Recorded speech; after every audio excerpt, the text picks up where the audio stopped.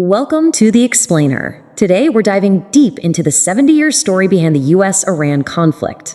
It's a really complex saga, all about oil, power, and nuclear ambitions. So let's get right into it. Let's start with this really high-stakes question. Think about it for a second.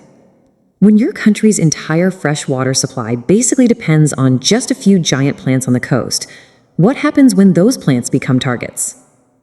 This question, it gets right to the heart of the conflict today and just how fragile the whole region is.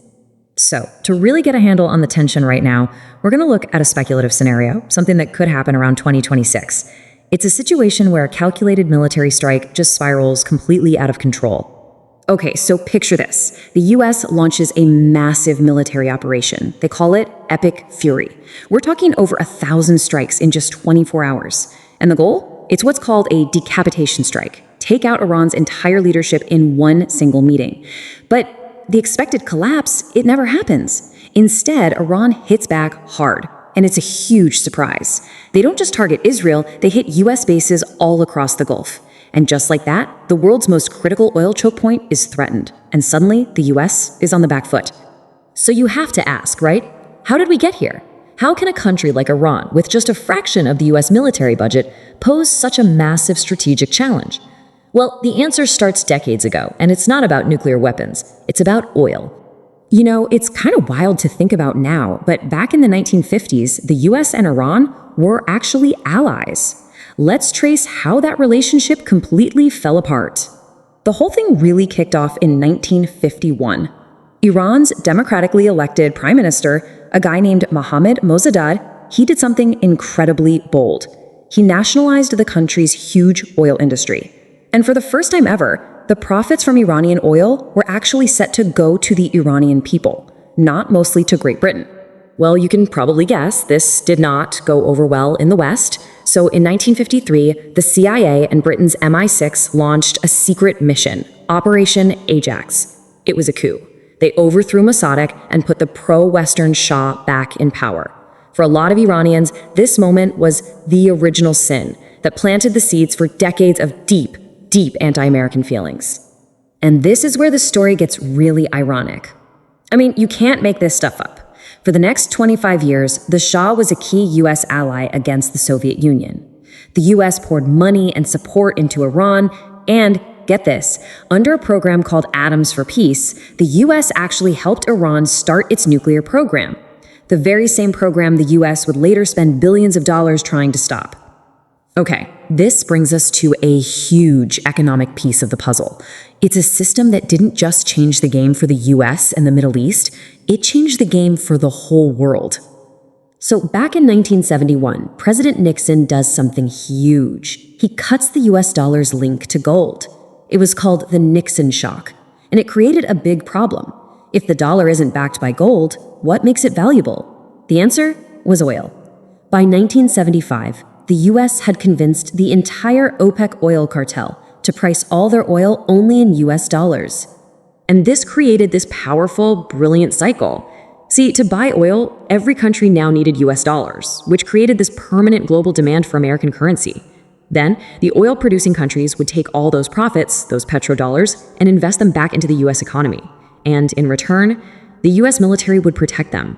The system funded itself. It also gave the US an incredible economic weapon, the power to sanction any country and cut them off from the entire system. But in 1979, a revolution just rips a key piece right out of this whole system. The Iranian Revolution topples the Shah and establishes an Islamic Republic. And this new government, it didn't just reject the Shah, it rejected the entire American-led order in the Middle East, including that petrodollar system. And from that point on, the whole game changes. It becomes this dangerous, decades-long chess match, all centered on Iran's nuclear ambitions. Through the 2000s, you can see this clear cycle of escalation. When Iran's secret nuclear program was revealed in 2002, the US and Israel responded with covert attacks, like the Stuxnet computer virus in 2010. It was this tense back-and-forth game of sabotage and sanctions, which eventually, surprisingly, led to a major diplomatic breakthrough, the 2015 Iran nuclear deal. And then, talk about whiplash. US policy did a complete 180. The Obama administration's deal had limited Iran's nuclear enrichment in exchange for lifting sanctions.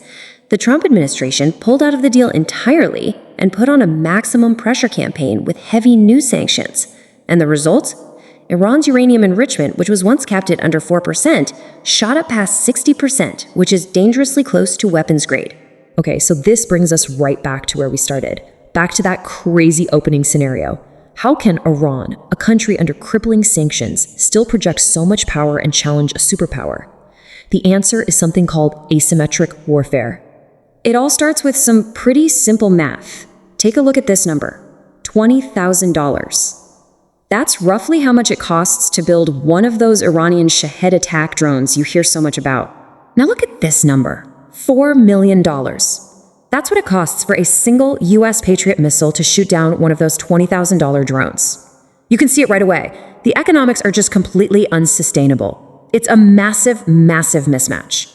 So Iran knows it can't win a head-to-head conventional war, so it just doesn't play that game. It plays a different one. It uses its key advantages, its control over the Strait of Hormuz, the natural protection of its mountains, and a whole network of proxy groups across the region that can apply pressure everywhere, all while giving Iran a bit of plausible deniability. And this, right here, is the checkmate move. Because when Iran threatens the Strait of Hormuz, they're not just threatening oil tankers. They're taking a direct shot at that whole petrodollar system we talked about. If the oil can't flow, the dollar's dominance is at risk, and that puts pressure on the very foundation of American economic power. So you see, what started as a fight over oil back in 1953 has morphed into this incredibly complex standoff over nuclear weapons and the entire global financial system. Now, with the whole world's economy hanging in the balance, the real question is, who blinks first?